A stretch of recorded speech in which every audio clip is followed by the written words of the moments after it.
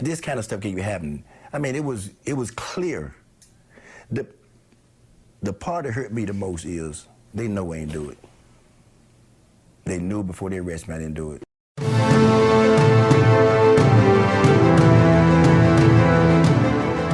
There's an epidemic in America's criminal justice system.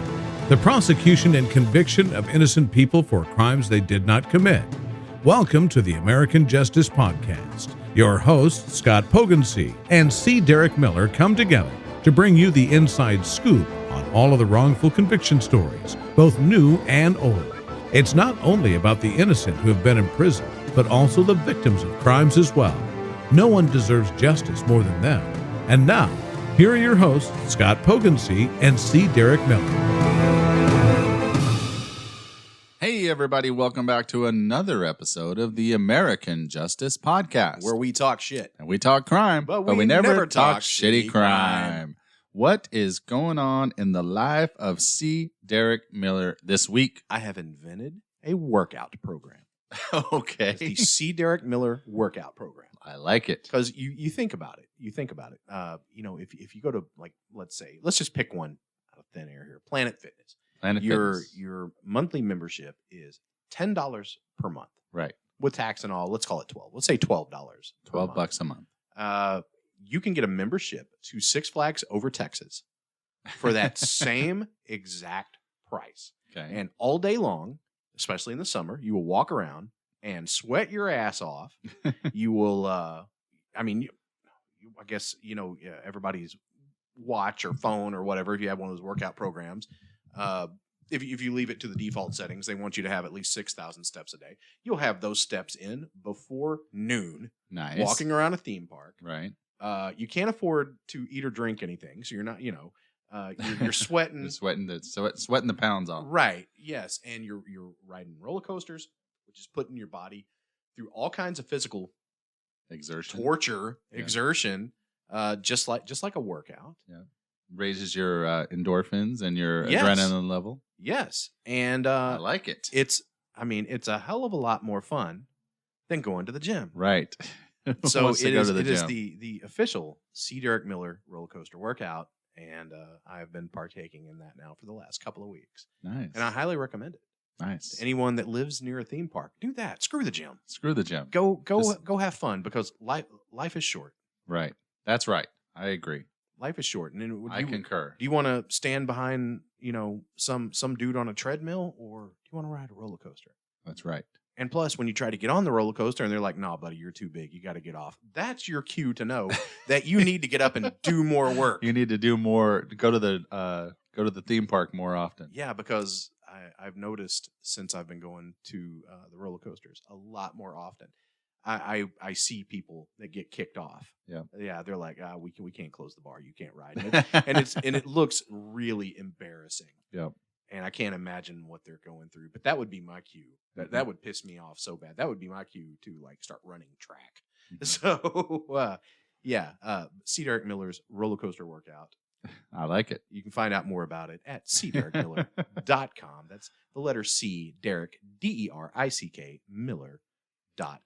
And you also do a YouTube channel, the Indie Life. Yes, I do the Indie Life YouTube channel. You feature your workout program in air quotes. Yeah, I feature a little bit of everything. It's basically just whatever I record at the end of the week, I kind of smash into a video and put it out there. I've only got like 95 followers though.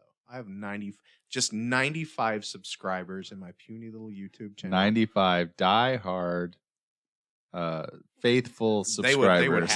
They would have to be to sit and watch the shit I'm giving them. And I'm one of them. So. Yes, you are. Thank you. If anybody else, my YouTube channel is just basically my name, C. Derick Miller. If you go to cderickmiller.com, there's a link to it there. Subscribe, watch the videos, comment, tell me what you think. They're very entertaining. Yes, I'll never get one of those like plaques that YouTube sends people for having hundreds of thousands of subscribers. Yeah, because they'd start at 100,000. Yeah. So that's, 100,000 people don't care about what I'm doing. Well, we just need it to catch on because it's very entertaining. So everybody go like and subscribe and all that stuff. Every damn one of you. Go. That's right. Now. Every one of you.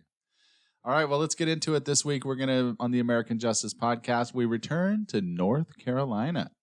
You may remember when in episode 8 of this season, we covered the case of Henry McCollum and Leon Brown, two intellectually disabled brothers who were wrongfully convicted in Red Springs, North Carolina for the rape and murder of 11-year-old Sabrina Bowie back in 1983. They were exonerated after spending nearly 31 years in prison. Ooh, the sheer magnitude of what the wrongfully convicted endure never gets easier to contemplate. They had a year in prison for every flavor of ice cream at Baskin-Robbins. That's a lot. That's a whole lot. Honestly, I hope I never get used to it. It should always feel shocking and frustrating and wrong. This time we find ourselves in Durham, North Carolina, about 105 miles north of Red Springs, and just 8 short years after the tragic loss of young Sabrina. The crimes this time include 2 murders, arson, and 2 incidents of rape that the prosecution basically tried to sweep under the rug. You'll see why in a bit. This story is just as difficult to hear about as any case we've covered so far. I'm going to take a moment before jumping into the details, not just for myself, but for my listeners. Once again, I want you to take a deep breath and prepare yourself for what's to come. Inhale, exhale. All right, ready? Just after midnight on November 27th, 1991, on a chilly fall morning under a waning gibbous moon, an apartment fire broke out at the Few Gardens public housing project in Durham. It's starting to sound like lyrics to an Elvis song. And the the snow ghetto. falls on a cold and gray Chicago morning. Another little baby child is born in the ghetto. That's like my number one favorite That is a Elvis great song. I should play it right now. Have you been to see the movie yet? There's a movie? There's an Elvis. Oh. It's like a big deal right now. You're talking Scott. about a movie with like in the ghetto movie. I'm like, what? They make yeah, those the every Elvis. day. We're talking. Just watch TikTok. Yeah. Yeah, the Elvis movie. Yeah, I've seen. I haven't watched it yet, but I have seen about it. I've seen the young guy that plays Elvis. I know movies exist. I know there are things called movies, and I know there was a guy named Elvis. Yes, that's pretty much my. We've talked about this on the podcast before. My knowledge of movies is so few because I don't really watch movies like on a normal basis. I think this is probably one that you should go see. We when I was working at the hospital, my coworkers and I had a we had a running joke because there were several coworkers that would say, "Oh, have you seen so and so?" And I'd be like, "No, I haven't seen it." And they're like, "It's a really good movie. You should go see that, or you should see it." And I'd always tell them, "Okay, I'll add it to the list." So it's like I have this list of like 100 movies that I've added to the list that I still have never seen or probably will ever see. Yeah, it's like my to be read pile on my bookshelf. Yeah, I'm like, yeah, awesome. Thank you for the book. I will put it on the stack. Well, what's weird about it is I like movies. I enjoy movies, but I just always kind of view it as a waste of time. Like I'll be sitting there watching a movie, average movie's 90 minutes long or whatever. We hope, most times. And I'll be sitting there thinking to myself, man, I could be out, I could be editing the podcast, or I could be out trying to sell some whatever I'm doing at the time. You know what I mean? Like I always just think to myself, like I'm wasting time just sitting here watching a movie. I could be asleep on the couch right now. That's right.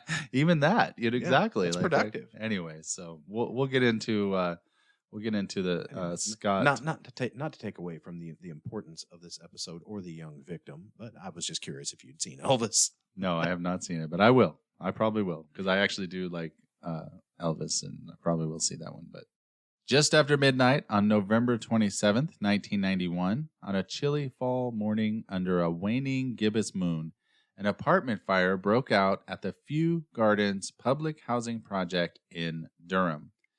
I'm guessing that firefighters are trained to brace themselves for what they might find at any given scene and to heroically rush headlong into their task regardless of the dangers they face. I dated a firefighter once. I've known a lot of firefighters. My grandfather retired a firefighter, and I dated a a firefighter for a little while. And the difference between those two people is that my grandfather never cheated on me. That's good. Well, the firefighters that I've known, and this is not one of the things that the first things they teach us in our training to be an EMT, which most firefighters are, is that you have to make sure that you are safe, right? You have to take your safety into account, because if you're going into some place and you get compromised, then not only do you not help the person that you're going in to help, but then you become a victim yourself. And now there's more victims for other friends to help. Yeah, you know what what I mean? good are you? Right. So the number one thing that they teach you is scene safety. Make sure that you're safe. So I don't know that there would be a lot of firefighters that I know that would run headlong into a fire that they thought was unsafe. Like if they felt like the roof was going to collapse or whatever. Now, just the fact that there's a fire does not add to that. They're trained on how to go into a burning building and how to see and how to feel and how to, they have ropes and they have oxygen masks and all that kind of stuff. So they're trained on that. So just having a fire doesn't add to the danger of it. But if they're looking at it and they're like, hey, that roof's about to collapse, they're not going in for sure. And they're very brave and very brave, friendly people. Just some of them are cheating, dirty hookers. Well, this time, what they found was a complete and utter tragedy. The nude bodies of 29-year-old Doris Wahington and her 13-year-old daughter, Nishonda. The autopsies concluded that Nishonda had been strangled and that Doris, who also had ligature marks on her neck, died of blunt force trauma. It appeared that they had been sexually assaulted. Before we go further, let's take a moment to let this tragedy sink in. The terror that Doris and Nishonda must have faced is unimaginably heartbreaking, completely unthinkable. Anyone's first instinct upon learning of their deaths would be to find a way to help, but what could possibly be done now? A mother and daughter were dead. Nobody can fix that. The only thing left to do would be to find who committed these crimes and hold them accountable. That's what our justice system is for, after all, right? Of course, right. So let's see how that shakes out.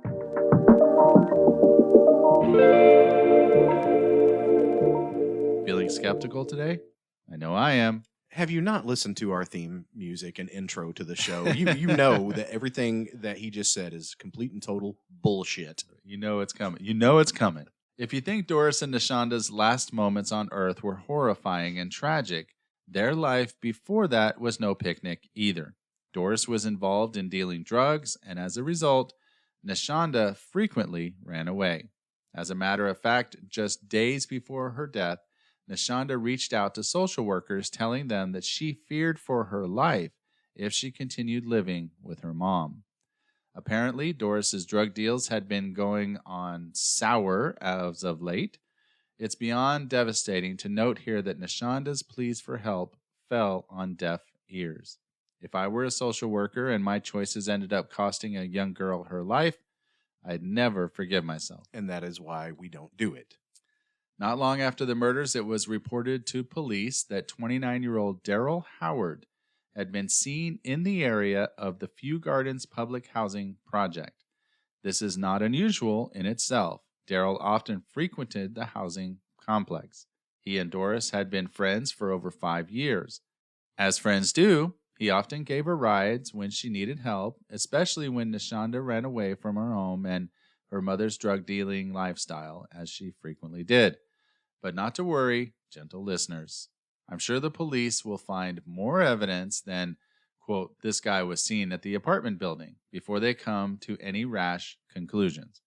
Although this does make my paranoid side think that we'd all be safer if we were never seen anywhere at any time. Sounds like a plan if you ask me. Let's all go off the grid together, shall we? Invisibility cloak, Harry Potter. That's right. Okay, back to reality. Tragic though as it sometimes is. 7 months later, in June of 1992, the police questioned Darryll about a different investigation they were running. What led them to Darryll this time? Well, he happened to be at Duke University Hospital in Durham, a captive audience, if you will, with 5 gunshot wounds to his back. What the hell? Who survives something like that? I mean, you know how it goes on detective shows, right? I always scream at the TV when the police check an unconscious victim's pulse for a mere 2 seconds before determining they're deceased. But in Darryl's case, I'd have given the cops the benefit of the doubt. I mean, 5 gunshots to the back? That's a lot. That's a lot. That seems like something one logically doesn't bounce back from. So naturally, when the police found out that Darryll was shot by a member of the New York Boys drug gang, they wanted to get some crucial information straight from the unlikely survivor of the crime. Now, wait, there's a drug gang in North Carolina, in Durham, North Carolina, Duke University. Called the New York Boys. I've been to Duke University several times dealing with an art collection. There's actually a family, big art family in the Dallas area that is linked directly to Duke University with their art collection. And I used to deal with that art collection all the time. It is so hoity-toity, pinky up, nose in the air. Oh, you would never believe it. Yet this man was shot in the back in Durham, North Carolina. 5 times. 5 times by a drug gang called the New York Boys. Right. Only in North Carolina. Right. It's so close to Florida, it's not even funny. Right, exactly. All right, so I'm guessing they were beyond concerned about Darryll, that the victim that he was, right? Nah, I'm just kidding. Now, the particular geographically confused drug gang, sidebar, they do know they're in Durham and not New York, right? That was my question. Yeah. Do they think New York makes them sound tougher or something? It makes them sound more expensive. I mean, like their drugs are like 3 times what they're worth. Right. Well, who would be afraid of the Durham Boys? I mean, that sounds like a country band. Right. Hi, I'm the Durham Boys. We're coming to get you. Oh. Well, they probably just couldn't remember where they lived. Who knows? Too many drugs. You know the old tagline from the egg frying commercial? This is your brain. This is your brain on drugs. They probably explains it all right there. Anyways, the New York Boys drug gang was responsible for a lot of the drug traffic in Few Gardens. Anybody think that maybe Doris had some interactions with them at some point? Was this the gang that Nishonda ran away from so often? Any cop might decide they'd stumbled upon a valid connection at this point. Or is it just me?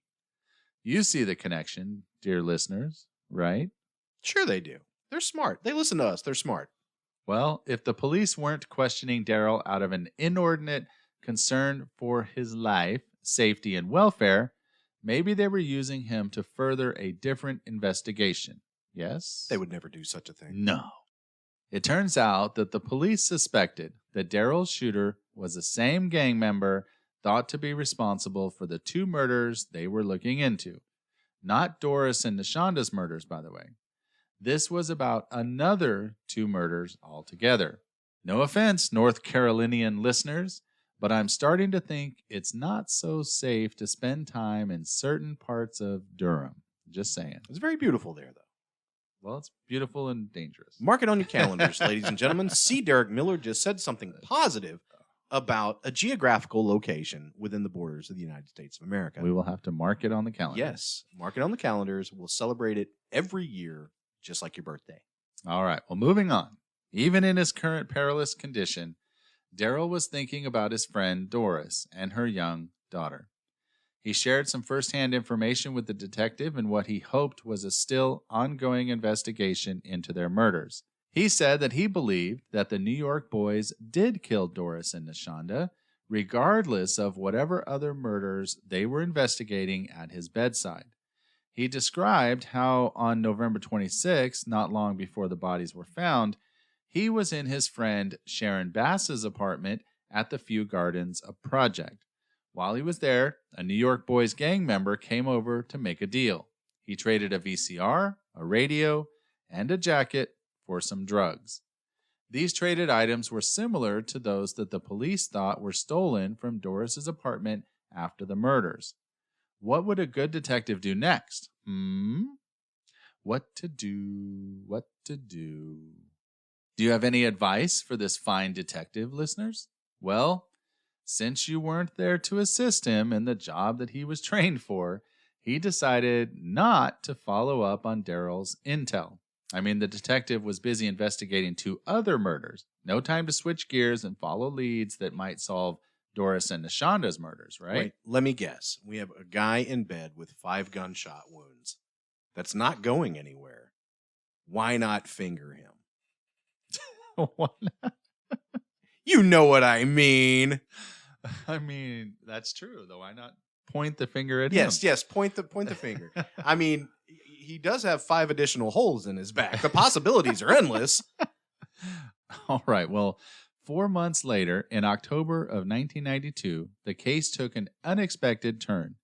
You might not think that the arrest of a prostitute with a lengthy criminal record of her own would result in a lead in a murder case, but here we are. Angela Oliver, upon being charged with prostitution, made a statement to police and led Detective Darryl Dowdy that implicated Darryl in the murders of Doris and Nishonda. Although there were no other witnesses who could corroborate her claim, the police carried on with her interview. Her 10-minute statement was recorded over the next 46 minutes. Wait a minute. Wait.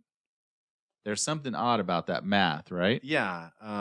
Her 10-minute statement was recorded over the next. So they cut out Right. 36 minutes of her statement. Do I smell a whiff of a possible coercion here? No, that was me. I'm sorry.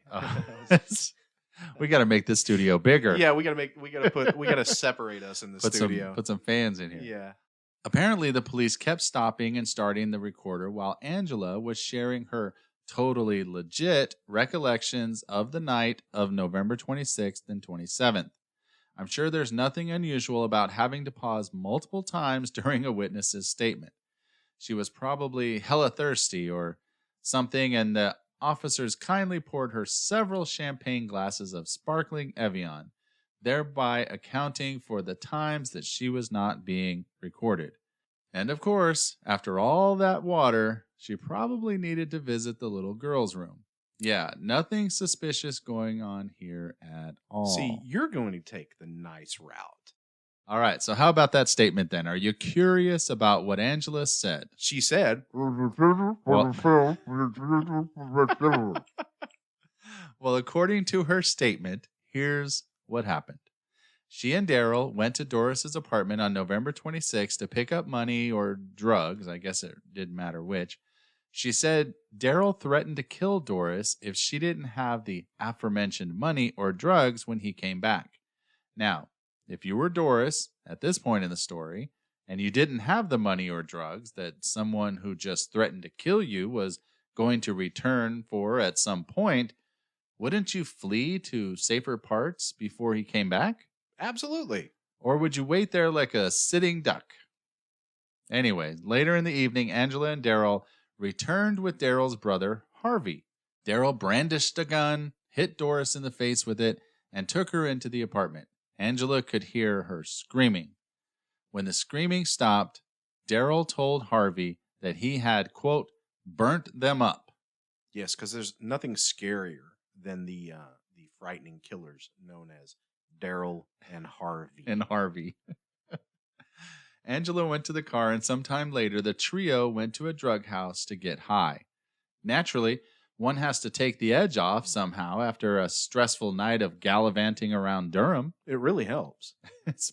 Based on this statement alone, I don't think Angela's friends should rely on her to be much of assistance in a crisis situation. Just a word to the wise.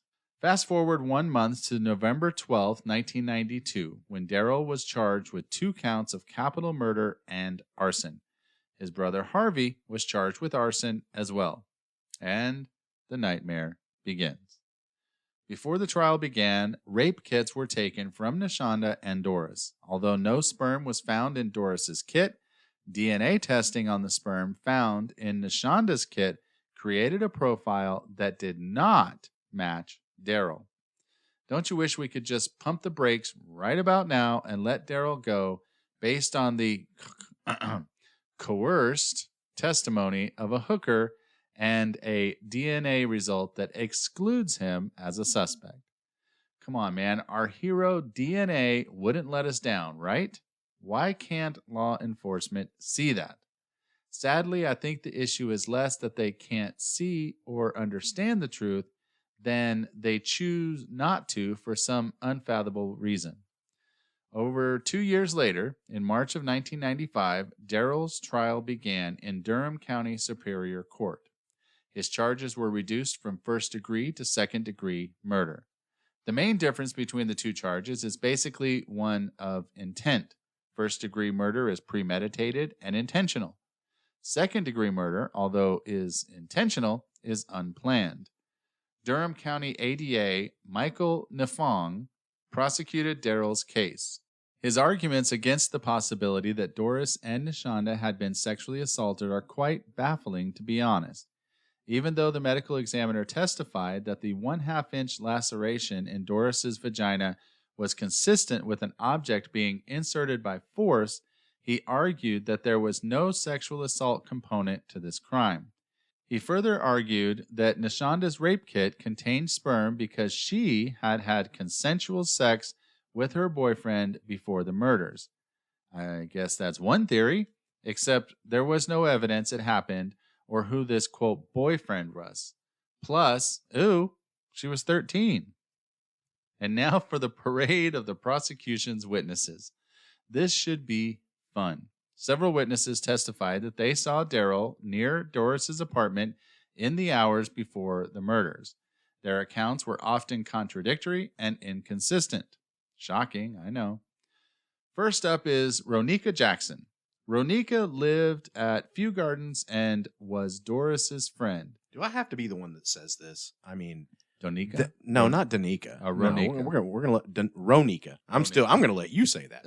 But that is the lamest name for an apartment complex ever. Few Gardens. Few Gardens. We got a few gardens. Yeah, here. what are we gonna name this place? I don't know. We got a few gardens. Right. Just ugh. All right. Well, Ronika said that she saw Darryll standing outside Doris's apartment in the afternoon hours of November 26th. Apparently, they were arguing about his girlfriend as Doris leaned out of her apartment window.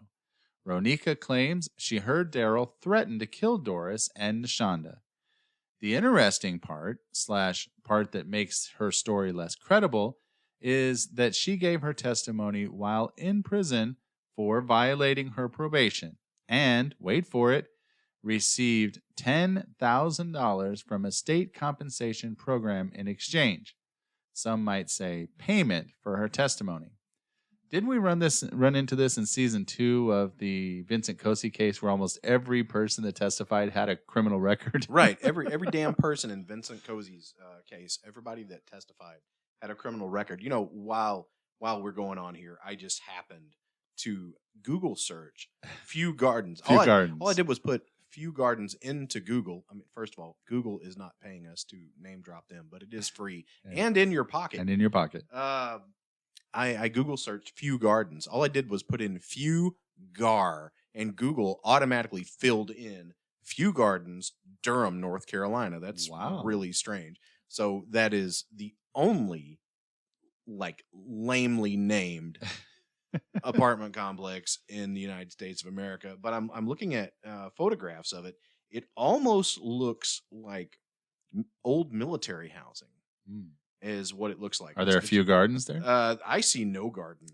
Maybe they should call it no garden. To be quite honest, in these photographs, but looking at images, it does. It looks like perhaps like an old military base that was, and that's just from looking at the architecture. I haven't read anything that said that, but it's a lot of little tiny buildings. It's not like the project buildings that you see when you go to New York City or Chicago or any other place like that. Yeah, they're like 15 stories, and each story has like 100 apartments. Right. Yeah. It's a typical little apartment complex, broken down into several buildings, where it looks like there may be, maybe 10 apartments per building. Well, it also may be different now than it was back then too. Like maybe some new owners came, because it was a city project housing at the time. So. Yeah, and that's why I lean more toward perhaps this was maybe some abandoned military housing. Yeah, that they repurposed just from looking at the architecture. All right. I'm probably wrong. Well, next up, we have Dwight Moss. This is no surprise. Is he related to Pete? He is not, Okay. but he is a convicted felon. No shit. And Dwight testified that he was across the street from Doris's apartment on the 26th. He said he heard Darryll say things like, "You messed up the money," and "You messed up the drugs," and "The kicker, I'll kill you." He further testified that he saw Darryll come from the back of Doris's apartment carrying a TV. It appears that the prosecution has some upstanding, reputable witnesses to substantiate its case, right? This is crazy. Now, here's where we start to see some contradictions come into play. Rhonda Davis testified that she was with Doris all day on the 26th from 10:30 a.m. until 10:30 p.m. She left just hours before the mother and daughter were murdered.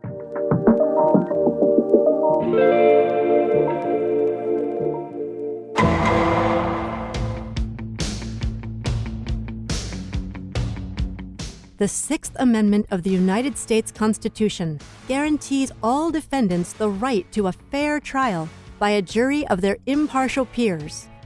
Do you have a loved one that was convicted and is now in prison? Are you frustrated with the appeals process? Did you know that sometimes people lie to get on a jury? This is a felony and can be appealed by the defendant. The Conviction Integrity Group investigates these jurors, along with their friends and family. Go to www.juryintegrity.com to find out more. Guilt or innocence doesn't matter. Everyone deserves a fair trial. Everyone. Go to www.juryintegrity.com to find out more.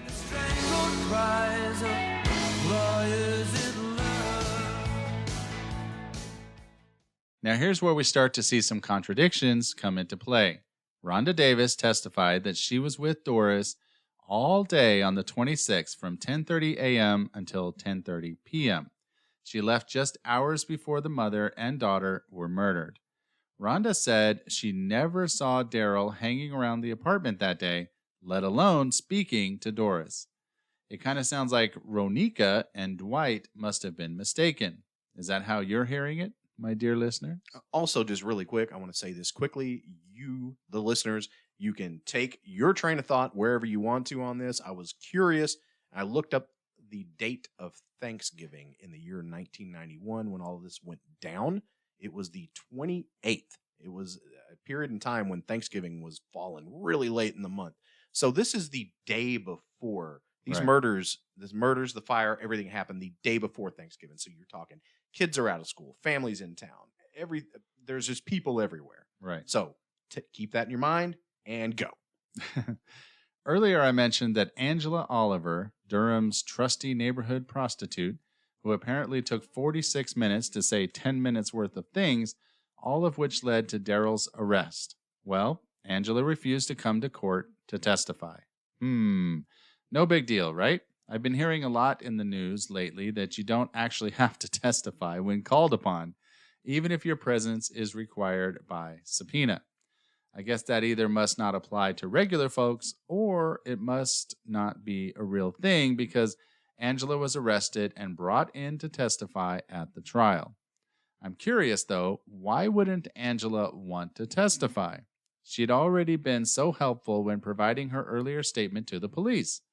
Let's investigate what's going on here. I smell something fishy, or possibly a rat. Either way, it stinks to high heaven up in here. And the fact that she's a prostitute has nothing to do with that statement. Onward! Angela proceeded to recant her statement in court.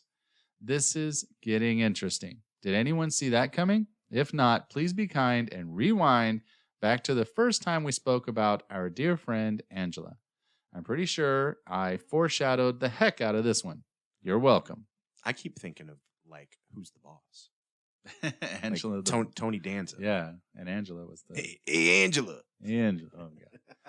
According to her testimony, the lead detective had threatened to charge Angela as an accessory to murder if she didn't testify against Darryll. In her own words, she said, quote, "You can't force me to come and tell something I didn't see. So I am on the stand to make the detective feel good. So he ain't going to charge me with it. End quote.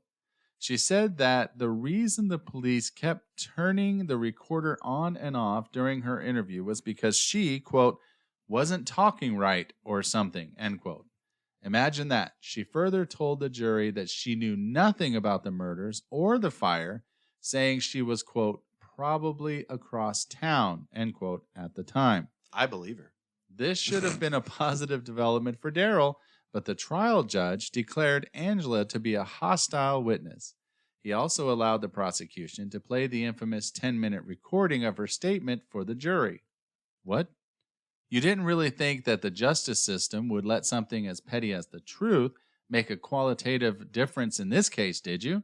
Uh-oh. This isn't your first time listening to this podcast, is it? No, of course not. Moving on. They all know Angela. They all know Angela. Everybody knows The Angela. local prostitute. Everybody knows She her. was on the other side of town. Making some money. Making that cheddar. So I'm always curious about how the jury is hearing the testimony, especially when there are doubts or contradictions thrown in, as in the issue over Angela's turn on the stand. I would think a juror would be unsettled by the fact that Angela recanted and that they had to rely on her recorded statement as fact. We all already know how this trial is going to end, or I wouldn't be covering Darryl's case in this podcast. Oops, spoiler alert, sorry. But the doubt goes on even further than the recanted testimony of a prostitute. Detective Dowdy, who questioned Angela during his investigation, also testified at Darryl's trial, as detectives commonly do. He admitted that he threatened to charge Angela with murder if she didn't cooperate against Darryll. He went on to reveal that when he questioned Darryl's girlfriend, Natasha Mayo, cool name, right? He showed her a fake warrant for murder and arson with her name on it. He was trying to get her to implicate Darryll, which, to her credit, she never did. Shouldn't the jury be full of reasonable doubt by now? I mean, the prosecution was putting up witnesses that were poking holes in their own case. What were those jurors thinking? I have to know. I am, however, prepared to be disappointed. Well, you think 100 miles down the road, you have this prosecutor who was known for having more people on death row than any other prosecutor. So this may be just normality there. Right. For the defense's part, they argued that Doris and Nishonda were sexually assaulted. A crime was inextricably tied to their murders. Since the DNA testing that was done before trial excluded Darryll, they contended that he must be innocent. To say otherwise would be to postulate that someone came to the apartment, assaulted the two young women, and left. Then, however long after that, someone else came by to murder them. Are we to assume that a third person then came by to set fire to the apartment? What a convoluted story. I had trouble even figuring out how to write that little piece of fiction so that it could have enough of the smallest chance of making sense to a jury. Well, it was Thanksgiving. Everybody celebrates in their own special way. I would hope that this far-fetched theory would make the jury furrow their eyebrows in confusion and disbelief at such an unlikely tale. Our hero, DNA, was there to rescue Darryll from being wrongfully convicted. If only the jurors would listen. According to the defense team, the prosecution initially saw the assaults as part of the crime, but after the DNA testing absolved Darryll, they changed their theory. Too bad they didn't change their suspect, too. Detective Dowdy testified at the trial, however, that the murders were never investigated as part of a sexual assault. ADA Nafong told the jury that the case, quote, was never investigated as a sexual assault and it was never suspected to be a sexual assault, end quote. So are we to conclude that the police think that it's just standard operating procedure for criminals to strip their murder victims naked before running off in a cold sweat? Do unclothed female murder victims not raise any suspicions of rape in the minds of Durham detectives? Hang on there, ADA Nafong. Even if you and your detectives are that clueless, it doesn't explain why you had rape kits performed on what you seem to be asserting are your basic, everyday murder victims. Seems like you were investigating some sort of assault theories at some point during the investigation after all. You know, this also reminds me of the Vincent Cosi case, that they actually had a rape kit performed on that victim, Stephanie Goins. But then the rape kit either got lost or it got never tested, or nobody can really tell us what happened between being sent to the crime lab and then being sent back. Was thrown away. Yeah, put in grocery bags. Yeah, exactly. You have someone that was murdered and you did a rape kit. Why would you not want to know the answers? Well, Natasha Mayo, Darryl's girlfriend, testified that she and Darryll were at a friend's apartment in Doris's complex on the evening of November 26th. Darryll had admitted that he was near Doris's apartment the night in question, but continued to maintain his innocence. Remember, he talked about that while he was shot in the back 5 times. Natasha went on to say that around midnight, she and Darryll went on to get drugs for their friend, saw smoke coming from Doris's apartment, and returned to their friend's place. I've got to be honest here. Wouldn't you investigate the smoking apartment or call 911, or at the very least, leave the building like your life depended on it, all while assuming where there's smoke, there's fire? You might even want to warn as many other residents as possible on the way out. Anyway. Well, I mean, she was a drug dealer. I mean, maybe he thought she had company and they were like hotboxing the hell out of it. It's like, oh man, it's like a Cheech and Chong album up there. Yeah, open the window and it just comes burrowing out. Knocked and asked for Dave, but they're like, Dave's not here, Dave's not here, man. Dave, he's not here. All right. On March 31st of 1995, Darryll was convicted of 2 counts of second-degree murder and 1 count of arson and was sentenced to 80 years in prison. 2 consecutive 40-year terms for the murders and 1 40-year term for the arson. The arson charges against his brother Harvey were dropped. You might be feeling like our caped crusader DNA has let us down in this case, but DNA can only do so much if the results fall on deaf ears. Also, I should point out, the story isn't finished yet. Sometimes heroes suffer a defeat or two during the bottom of the second act so they can entertain you with a rallying comeback in the penultimate scene of an epic superhero film. Seriously, watch literally any Marvel movie if you don't believe me. Now, where was I? Oh yes. In 2009, the Innocence Project and James Cooney III of Charlotte, North Carolina, decided to represent Darryll. Oh, the movie is about to get good. They pursued running post-conviction DNA tests on the 2 rape kits, and in 2010, the prosecution allowed it. By this time in our story, witness for the prosecution, Dwight Moss, recanted his testimony. He said there had been, wait for it, coercion by the lead detective. I'm sure you just all audibly gasped while clutching your pearls at the sheer shock of such a development as this. I mean, the lead detective was the brains behind a contrived investigation that glossed over the possibility that 2 naked women have been raped. I'm just gobsmacked at this claim of coercion. Gobsmacked, I say. No. You're doing it wrong. You got to do the voices. You got to be that guy from 100 miles away, that Colonel Sanders prosecutor. Do it. I, sir, have been gobsmacked. Gobsmacked, I say. That's why you're here, C. Derick. I know. That's the only reason I'm here. Back to our hero, DNA. The results were in. This time, Doris's rape kit revealed the presence of sperm, the DNA profile of which was not a match for Darryll. What a surprise. When the profile was run through the FBI's DNA database, it showed to be a match for Jermack Jones, a criminal from Tennessee with over 35 convictions under his belt, including for assault on a female. Jermack, who was 16 back in 1991, told police at the time that he had dated Nishonda, didn't know Doris, and then said he did know her. There were other inconsistencies in his statements that should have been a red flag for the police, but I guess their attention was focused elsewhere. For a second time, Darryll was excluded from the DNA profile results of Nishonda's rape kit, but Derick was not a match for it either, indicating the presence of a second male suspect at the crime scene. DNA analysis also revealed that Doris and Nishonda were attacked on the same bed before both were killed and their apartment was set on fire. So once again, it's hero DNA to the rescue. Or is it? Beware, gentle listeners, another antagonist is about to come onto the scene. No pun intended.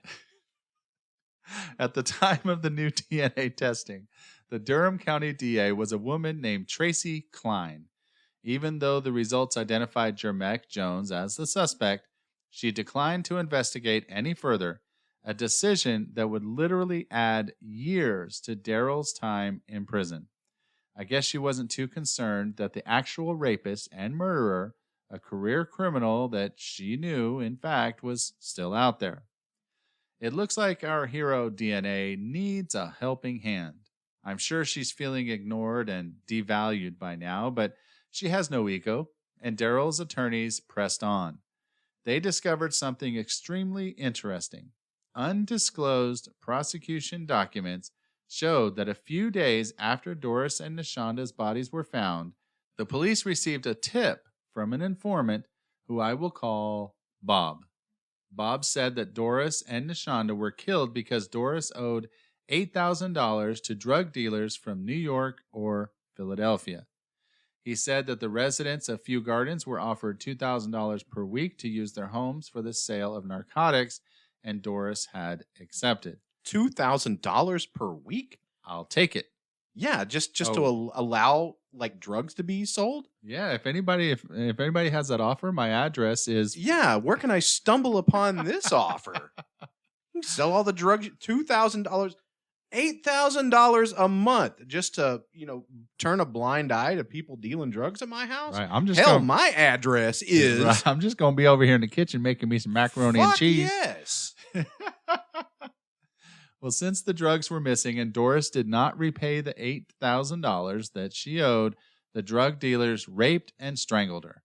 Nishonda was killed because she walked in during the commission of the crime. And it is at this point that I must pause. As horrifying as this story was from Doris's point of view, I just can't get over what poor 13-year-old Nishonda must have endured. To walk into a place you had run away from on countless occasions, knowing you had reached out days before to social workers who had failed you completely, to see your mother being brutally raped and murdered before your eyes, and to know with certainty that your life was as good as over and would end in terror.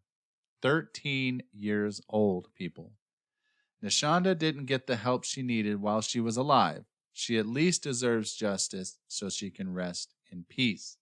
Okay, so Bob also mentioned there was more than one perpetrator involved, just like the post-conviction DNA profiles would later reveal.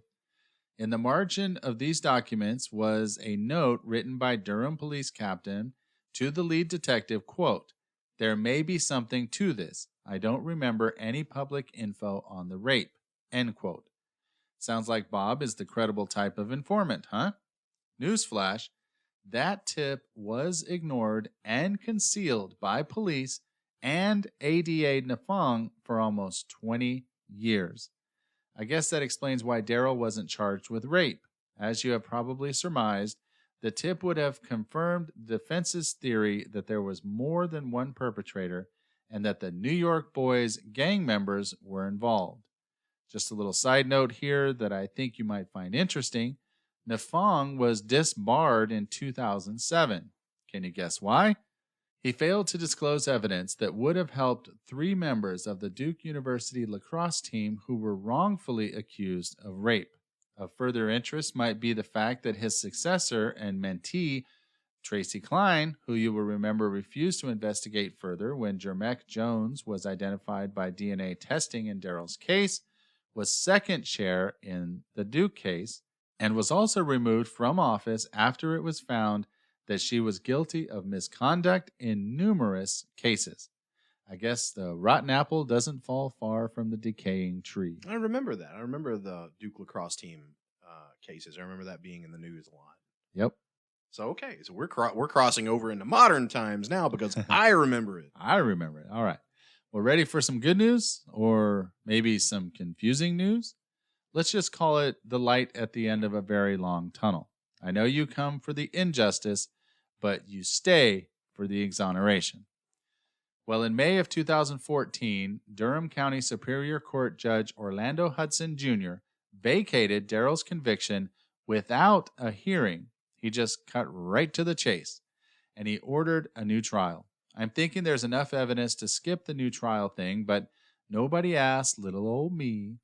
He based his decision on the DNA test results, go hero DNA, rah, rah, rah, sis boom ba, and the evidence that Nifong concealed. In addition, he considered the false and misleading evidence and arguments presented at the trial by ADA Nifong and Darryl Dowdy, the detective on the case.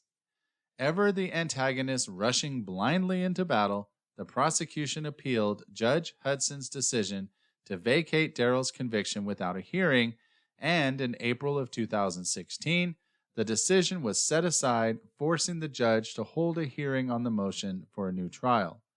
4 months later, on August 31st, after a 3-day, some would say unnecessary based on the evidence, hearing, Judge Hudson vacated Darryl's conviction for a second time, and a new trial was ordered. In the meantime, Darryl was released on bond after more than 23 years in custody. Released on bond? Yeah. Oh, dude, I would have bolted. No. After 23 years in custody?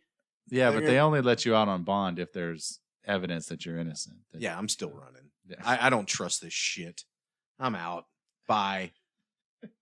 But Darryl's reprieve was short-lived because just 2 days short of freedom later, on September 2nd of 2016, the prosecution admitted defeat. Dismissed the murder and arson charges. Yay! Darryl was officially free. Sorry for tricking there, but I must admit it was kind of fun. Nope, I wouldn't have known. I wouldn't have known because I'd be gone. I'd be gone, and I would have changed my name to something scarier than either Harvey or Darryl. Right. And I would have moved elsewhere because after 23 years of incarceration, you let me out on bond. I'm going to break full money. I'm out of here. Right.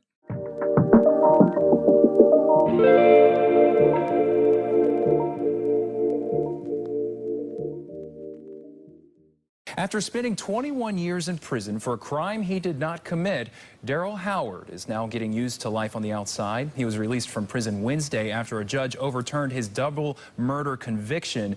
Today, the Durham County DA's office made it official. They will not retry Howard. CBS North Carolina's Michael Hyland sat down with him to talk about how his life has changed and what's next. It was a very trying experience, but at the end, it was worth it. For now, Darryl is looking for work and also looking to advocate for others like himself. This kind of stuff can't be happening. It was clear. The part that hurt me the most is they know I ain't do it. They knew before they arrested me I didn't do it.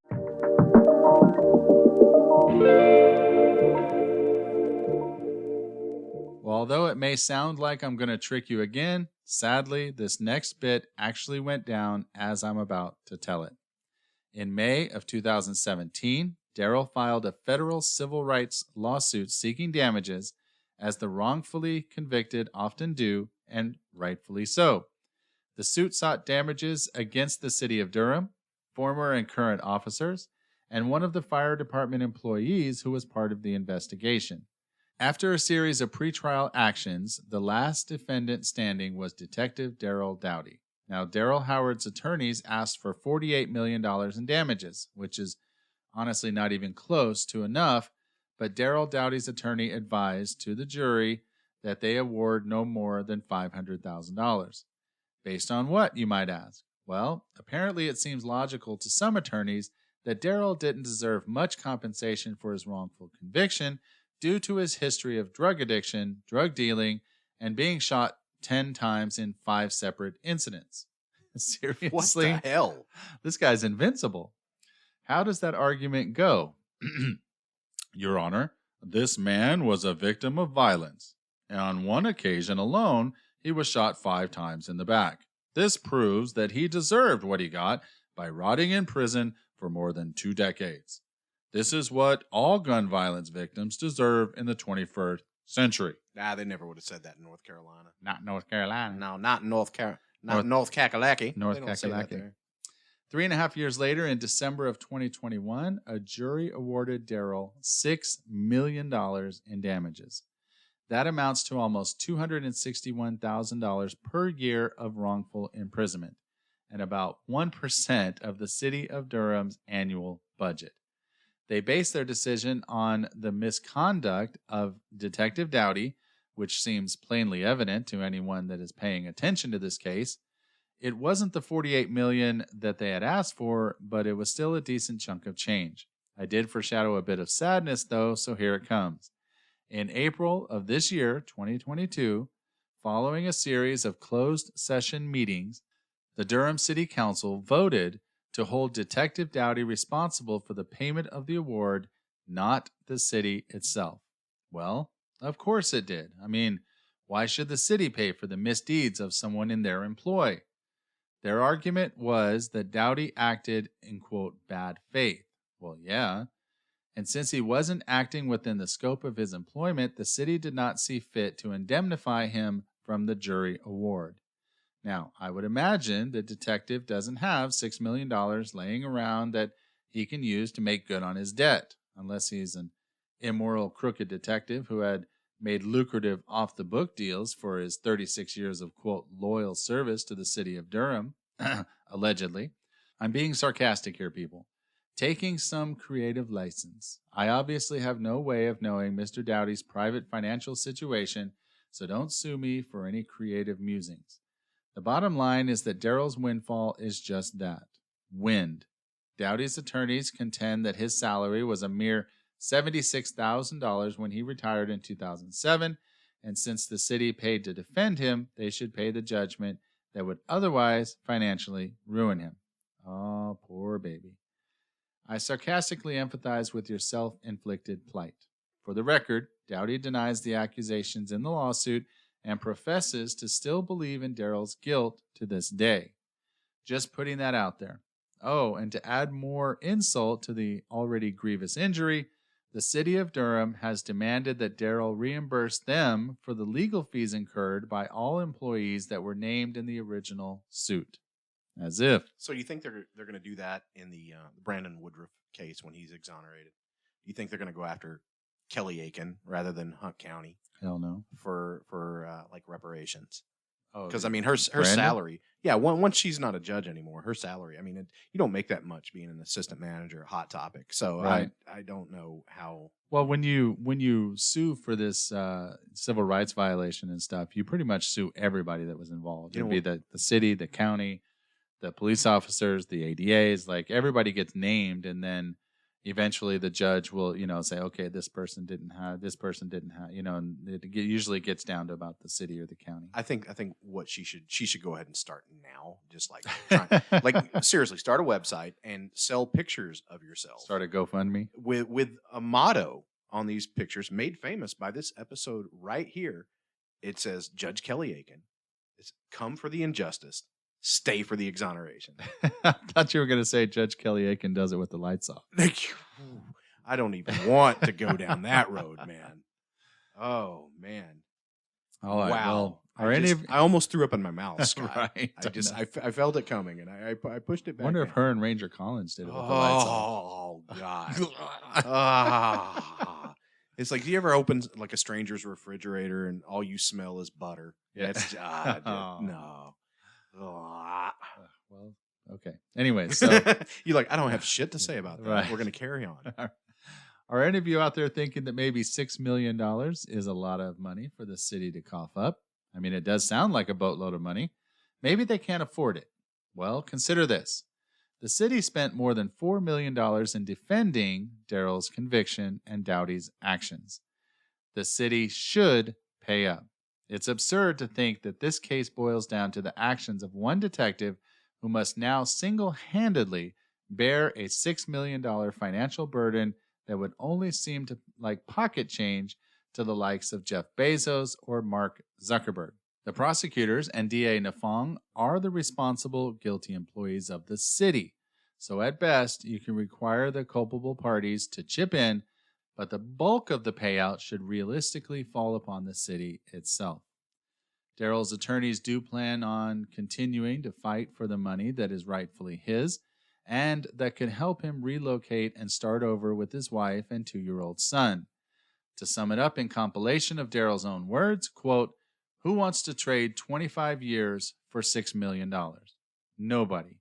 I missed my mom. I missed my son dying while I was in prison. I missed my family. I missed living a free life. It's hard to explain. It's hard to put into words. I'm frustrated, angry, all of these emotions. If you didn't do nothing wrong, you shouldn't be imprisoned." And there you have it. And Durham, North Carolina, I mean, that's a very rich town. It's a very rich town. Most of the students of that university, $6 million is pocket change for those students' parents. I mean, there's something that town can do. Yeah. Well, speaking of justice, let's not forget the victims in this case, Doris and Nishonda. It wasn't justice to incarcerate Darryl Howard, but what about Jermack Jones, whose DNA was found in one of the rape kits? He was subpoenaed by Darryl's attorneys and asked about his knowledge or involvement in the 1991 killings.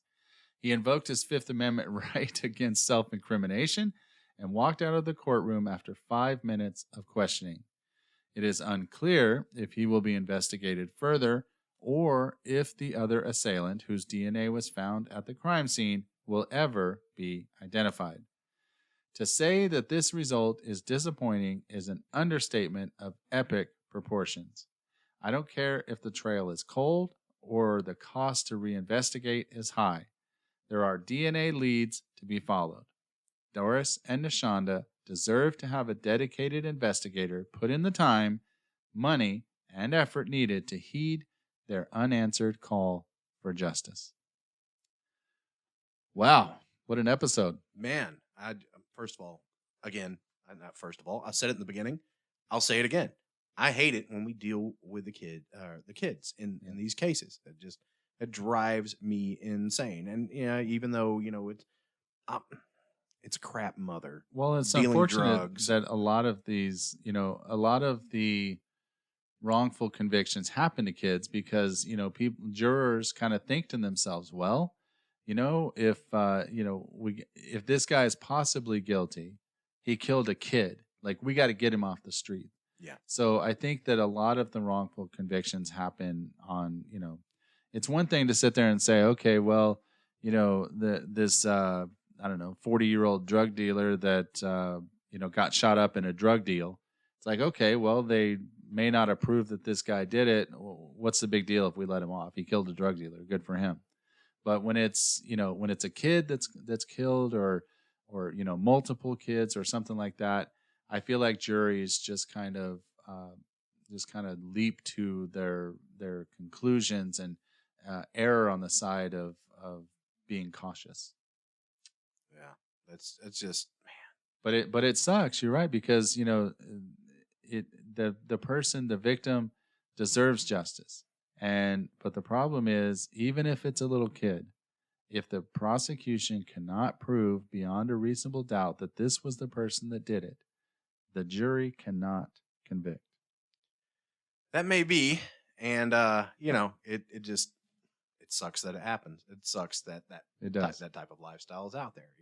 Mother dealing drugs, daughter trying her best to escape it and alert the proper authorities so that she can get out of there, and they blow her off. Yep, I agree. Well, thank you guys for joining us on this episode. This is a depressing episode. I still can't believe the guy still doesn't have any money. This is crazy. But all right, well, we'll see you next time. Until then, remember to stay aware, stay strong, and get involved. See you next time. Bye. The American Justice Podcast is owned and copyrighted by Atua Productions, LLC of Dallas, Texas. Your hosts are Scott Pogensey and C. Derek Miller. Atua Productions aims for this to be an interactive podcast where you, the audience, has a great amount of influence on the content of our shows. You can interact with us in several ways. First and most preferred is you can leave us a voicemail. Our phone number is 972-942-0444. Be sure to leave your name and city you're calling from, along with whether or not we can use your voice on the air. If Facebook is more your style, you can log on to our Facebook page at facebook.com/American Justice Podcast. Feel free to leave a comment, or you can message us on Messenger if you have a more pressing question or issue. If you'd like to blog about the show, you can log on to AmericanJusticePodcast.com and let us know what you think there. If you're a tweeter, you can also voice your opinion on Twitter at @AJusticePodcast. We would very much appreciate it if you could give us a 5-star review on all the podcast streaming platforms.